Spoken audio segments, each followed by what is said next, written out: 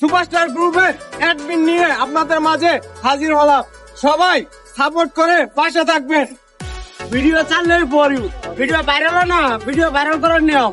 ভালো একটা ভিডিও করো, ভিডিওটা রিপোস্ট করো, ফুল সাপোর্ট দাও। একটা রিপ্লাই ভিডিও চাই, রিপ্লাই ভিডিও দেখে আমরা সবাই তোমাকে সাপোর্ট দিব। ভালোবাসা চাও, ভিডিওতে রিপ্লাই ভিডিও করো, অবশ্যই ভালোবাসা মেনে নিলাম।